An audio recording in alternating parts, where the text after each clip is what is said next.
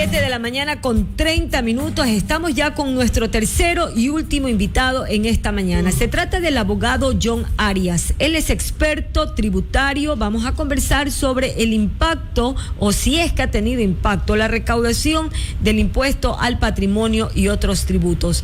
Abogado Arias, bienvenido a Radio América. Estoy con Carlos Murrieta, soy Nubia Villasís. Un gusto tenerlo en este segmento. Muy buenos días, muchas gracias, Carlos, Nubia. Ya, abogado Arias, una consulta. La recaudación tributaria que ha tenido el Ecuador hasta el momento, que es bastante alta, producto de la reforma que se hizo, la reforma tributaria, ¿ha tenido impacto en la masa, hablando de la población económicamente activa, clase media, media baja? ¿O dónde está el impacto de esa recaudación en lo social? No, recordemos que el aumento del impuesto a la renta y la disminución de la posibilidad de utilizar estos gastos personales, efectivamente ha habido un impacto a nivel recaudatorio. Se ve fácilmente en las cifras, en la diferencia de lo que se pagó en el 2021 y lo que se ha pagado en el 2022. En el 2021, solo para referencia, en el acumulado desde el mes de enero hasta el mes de abril, se recaudó 4.800 millones de dólares, y en el 2022 se ha recaudado 9.800 millones de dólares, es decir, se ha duplicado la recaudación. Esta duplicación no solo proviene de lo que han pagado las personas naturales, sino también pues de lo que han pagado en diferentes tipos de impuestos que también han aumentado, ¿no? Pero el impacto entonces ha sido en la clase media alta, porque es el tema del impuesto a la renta, abogado. Eso en lo social. Y en lo macro, en lo central, en lo del gobierno central, obviamente, pues ellos han mejorado sus ingresos. ¿Cómo cree usted que debería ahora todo ese ingreso pudiese ser redistribuido para que el impacto de esa reforma tributaria ya la sienta en este momento los de clase media baja? Definitivamente la inversión pública es uno de los principales referentes para el gobierno para poder determinar la buena distribución de la riqueza, ¿no? Hablando de cifras, en las retenciones mensuales, que es donde se refleja cuánto se le retienen a las personas naturales como empleados bajo la relación de dependencia, también se ha duplicado las cifras. El año pasado, en el 2021, en el mismo periodo, se recaudó 1.000 millones, y en este año se ha recaudado 2.000 millones. Es decir, el impacto en retenciones se ha duplicado definitivamente. Esto está distribuido pues en diferentes puntos. No hay una estadística pública donde se pueda determinar exactamente en qué rubro se ha aumentado, pero definitivamente al duplicarse se estaría reflejando un valor importante de incremento en todas las retenciones que incluyen las personas naturales bajo relación de dependencia, ¿no? Abogado Arias, buenos días. Carlos Murrieta le saluda. Y respecto a la recaudación del impuesto al valor agregado, que entendemos es el que más se cobra a todos los ecuatorianos, han incrementado las cifras de recaudación, y explíquenos a qué son destinados estos impuestos, porque suena bastante llamativo, ¿no?, el tema de que se ha duplicado la recaudación, pero a la larga eso no dista con la inversión pública que está ejecutando el gobierno a nivel nacional. Bueno, recordemos que todas las recaudaciones tributarias forman parte del presupuesto general del Estado, y al final del día el gobierno, como todos los años, pues tiene que determinar cuál es su presupuesto y qué va a hacer y cómo va a distribuir pues estos ingresos. Asimismo, sabemos pues que el gobierno o el Estado en su generalidad ha tenido déficit todos los años, lo que de una u otra forma podría implicar pues que este déficit está siendo cubierto pues con este aumento de la recaudación, y pues que los valores que han aumentado puedan cubrir ese déficit para cubrir tanto gasto corriente como gasto de inversión pública. Definitivamente creo que el gobierno está en la obligación social de implementar o invertir pues en esta obra pública que definitivamente al ingresar todo este nuevo presupuesto, al ingresar a las arcas públicas, están a libre disposición para que sean utilizados en cualquier tipo de proyecto, ¿no? Pero al final entra en un en un saco total de todo lo que le ingresa al Estado para poder ser utilizado como inversión. Abogado, dentro del rubro de recaudación tributaria, si nosotros los desglosamos, encontramos también el rubro del patrimonio. ¿Cuánto de esos 2.000 millones de dólares recaudados hasta el momento por el gobierno central en el tema de tributos, cuántos de esos 2.000 corresponden al tributo patrimonial? ¿O al impuesto? Tributo patrimonial, sí, al impuesto de sociedades relacionado al patrimonio se ha recaudado 306 millones y al impuesto de personas naturales se ha recaudado 108 millones. También es interesante saber que recordemos que otro de los impuestos que se permitió con esta reforma de noviembre fue el impuesto a la regularización de activos en el exterior. Y ese impuesto hasta ahora ha recaudado 9 millones de dólares. Pero no es tan importante lo que se ha recaudado, sino que creo que es interesante saber lo que se ha regularizado. Lo que ha ingresado al país. Esta regularización, de lo que se ha regularizado. Digamos, este tipo de impuesto lo que hace es permitir a los contribuyentes que tienen activos en el exterior revelarlos, transparentarlos, no traerlos. No es obligación traer el dinero, la única obligación es regularizar. Es decir, yo en su momento tuve un ingreso que fue grabado de impuesto a la renta, que no fue producto de ningún objeto ilícito, y estoy diciendo al Estado que no pagué impuestos en su momento, pero ahora voy a pagar una tarifa muy inferior. Estos 9 millones representan, por el valor de impuesto que se ha pagado, 278 millones de dólares que han sido regularizados por personas que están en el Ecuador y que en su momento no habían pagado un impuesto a la renta. Pero esa cifra aún sigue siendo un poco baja, ¿verdad, abogado? Porque se estima de que los fondos que están en el exterior guardados son muchísimos más altos. ¿Cuánto usted considera, o mejor dicho, de lo que usted sabe, cuál es la meta que se ha puesto el gobierno para regularizar esos dineros ecuatorianos que están afuera o de pronto pues de negocios internacionales? Bueno, recordemos que el Ecuador recién este año está teniendo la capacidad operativa para poder conocer cuáles son los activos y las cuentas financieras que tienen las personas residentes en el Ecuador en el exterior. Esto gracias a que somos parte de una organización internacional, la cual permite el intercambio de información. Entonces, el Ecuador recién está teniendo esta información y va a poder tener acceso justamente a cuántos son los activos que tienen las personas a su nombre personal en el exterior, y a su vez esto va a permitir que el control de la administración tributaria pues sea eficiente respecto a no solo lo que uno tiene localmente, sino también en el exterior. Y definitivamente creo que el valor es bastante bajo en función de lo que se supone, ¿no? Al final del día no hay cifras determinadas y serían muy supuestas, es decir, cuánto tienen los ecuatorianos en el exterior, abogado, principalmente porque no había una información objetiva, ¿no? Abogado, ¿qué pasaría, como ya Ecuador es suscriptor de estos acuerdos internacionales para transparentar la información de los ecuatorianos? ¿Qué pasaría con los ecuatorianos que tienen doble nacionalidad y que tienen grandes fortunas afuera? Es muy conocido, por ejemplo, el caso del grupo de los EGAS, que están en España y que llevaron todos grandes capitales allá.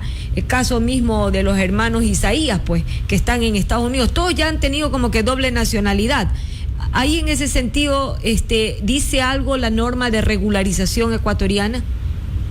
Bueno, para efectos tributarios, lo importante no es la nacionalidad, sino la residencia. La residencia. Es decir, todos los años se mide cuánto tiempo he estado en un país. Si yo tengo más de 6 meses, se entiende que soy residente de ese país. Y así funciona en realidad a nivel internacional de manera general. Entonces, cuando yo tengo dentro del ejercicio fiscal 2022 y estoy más de 6 meses, estoy en la obligación legal de pagar el impuesto del año 2022 en el Ecuador. Si yo resido afuera del país por más de 6 meses, por más de que sea ecuatoriano o de cualquier otra nacionalidad, estaría en la obligación de pagar en el país donde estoy residiendo por más de 6 meses. Estas grandes fortunas estamos fregados, porque le cuento que pasan en 3 países, pasan en 2 países, justo antes de cumplir los 6 meses entran y salen. ¿Usted conoce o existe información en torno a cuántas familias aglutinarían estos megapatrimonios que pudiesen, obviamente, que no se conoce en sí, pero se sabe quiénes son, pues, ¿no? O cuál es el número de ecuatorianos que tienen esas mega fortunas que bien pudiesen contribuir acá al Estado, al menos por el tema de herencia, se conoce, se sabe la cifra? Bueno, en teoría debería saberse la cifra, no es pública, evidentemente, porque es importante saber que el revelar información patrimonial de manera pública puede inclusive hasta ser peligroso a nivel de seguridad. Por eso lo que sí se puede saber es cuánto han pagado las personas naturales que tienen pues patrimonio propio y que a la fecha de hoy, como lo mencioné hace un momento, han pagado $100 millones de estas personas que tienen patrimonio superior al $1 millón. Pero a efectos públicos no existen pues cifras que determinen, justamente porque está a nivel internacional, o se busca que estos patrimonios pues no sean revelados públicamente. En ese sentido, abogado, ¿qué porcentaje de la población ecuatoriana paga el impuesto al patrimonio? ¿Y dónde se encuentra la mayor cantidad de personas que tienen mayor patrimonio en el Ecuador? ¿En qué provincias? ¿Conoce esos datos? Bueno, esos datos no son públicos. Lo que sí le diría que la ley en el impuesto al patrimonio de noviembre de 2021 lo que estableció es que pagarían las personas que superan el 1.200.000 de manera individual. Y no hay un desglose dentro de la información de estadísticas del Servicio de Rentas Internas, que es la que al final públicamente se revela cifras, pero hasta ahora han pagado pues $100 millones. No se sabe entonces cuántos están pagando o tienen un patrimonio superior a $1 millón en el Ecuador. En cifras oficiales no hay esa estadística. No, lo que sí se dijo en su momento cuando el Servicio de Rentas Internas propuso esta reforma en conjunto con el gobierno es que la población que estaba siendo afectada por el impuesto al patrimonio no era superior del 3%.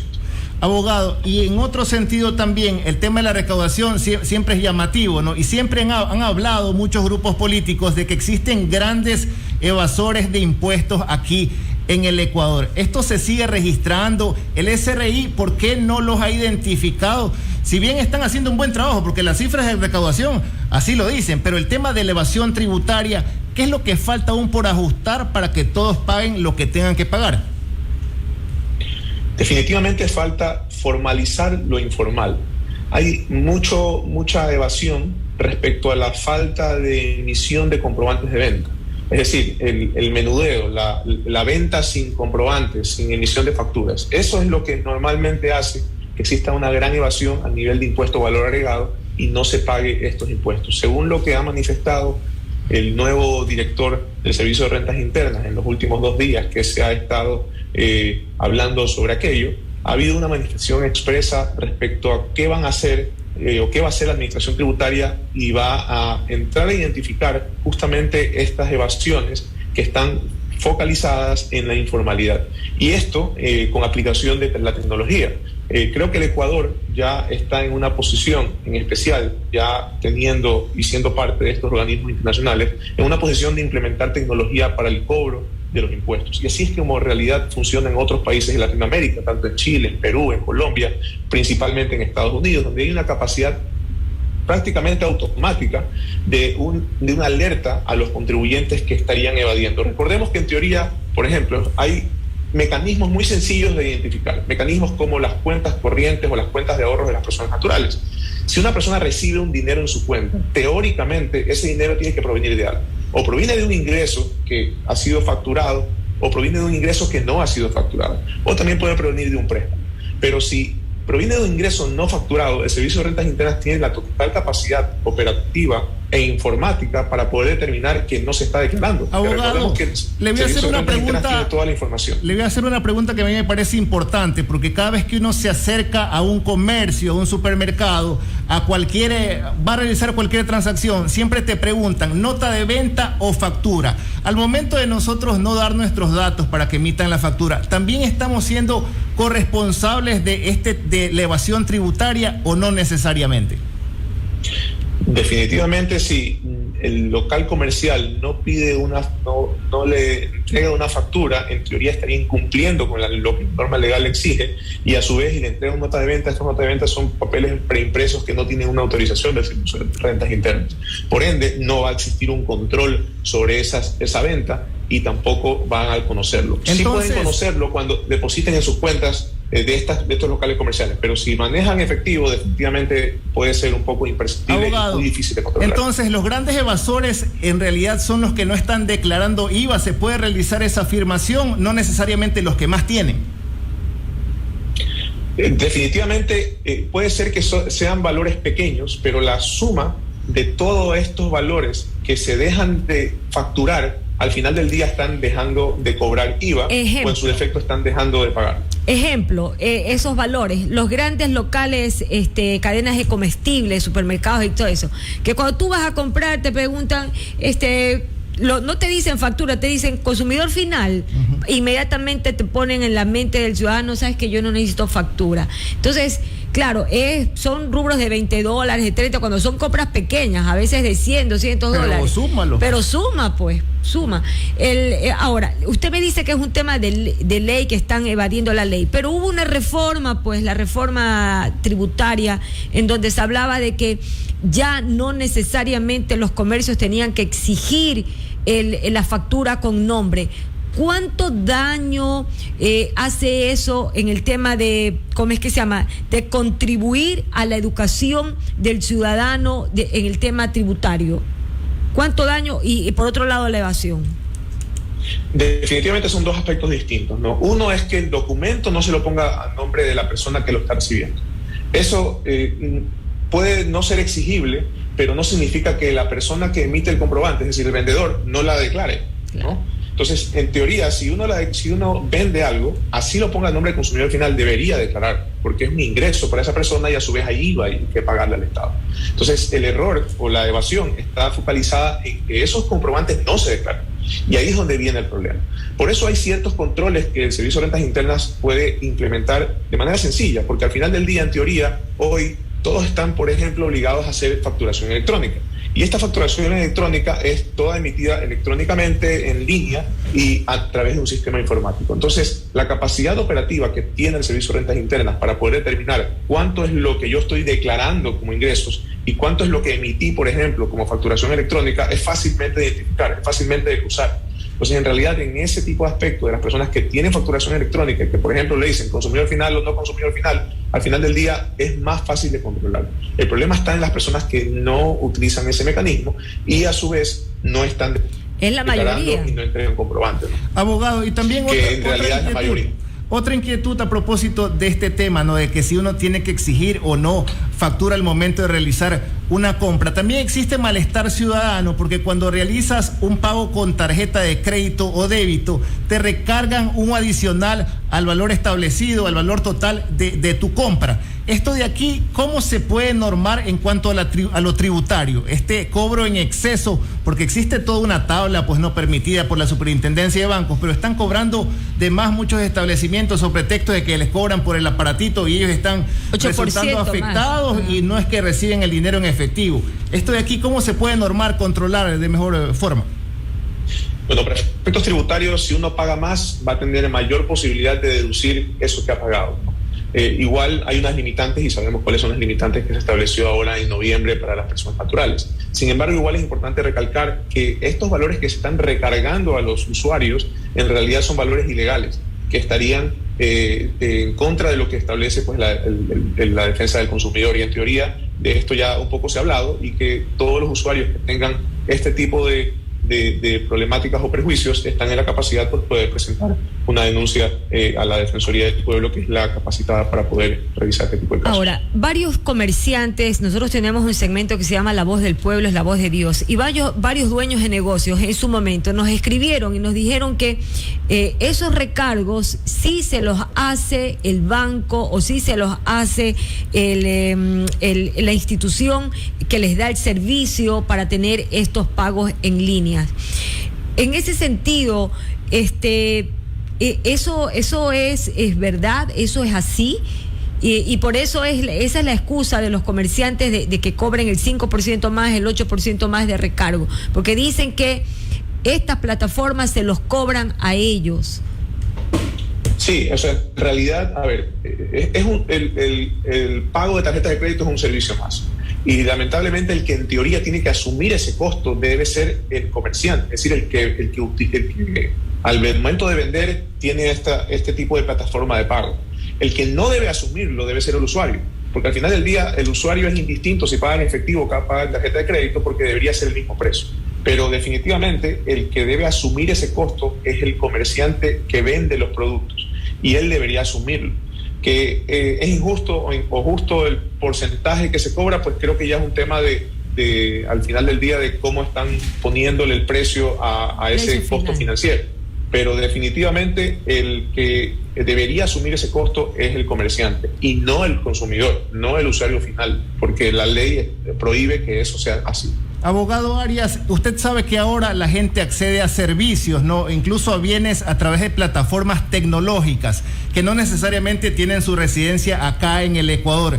Estas plataformas tecnológicas, estas marcas, ¿están pagando los tributos que por ley tienen que pagar o tal vez están sirviendo para realizan su actividad comercial, se lucran, pero no están pagando los impuestos que deben?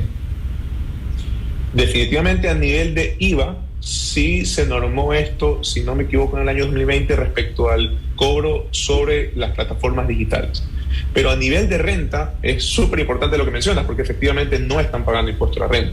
Al final del día lo que se hace es que estas compañías tienen residencia en otro país y no están pagando impuesto a la renta. Y esta es una problemática internacional, por si acaso, no solo sucede en el Ecuador. En realidad esta es una problemática que se ha estado conversando en todos los foros internacionales tributarios y se está buscando algún mecanismo para poder cobrarles a estas compañías que se encuentran al final del día en paraísos fiscales, en Holanda, en Suiza, etcétera, pero no están teniendo la capacidad de poder cobrarle impuesto a la renta aún. Abogado, y las empresas de apuestas que también operan aquí en el Ecuador, que utilizan algunas plataformas tecnológicas y otras solamente páginas web, que no necesariamente representan una plataforma, se están prestando tal vez, según varias notas de prensa, para el lavado de activos. ¿Cómo se puede normar desde lo tributario esto para que no hayan más empresas que se estén se presente como una aparente fachada de que están realizando una actividad legal, pero en realidad lo único que están haciendo es lavando dinero?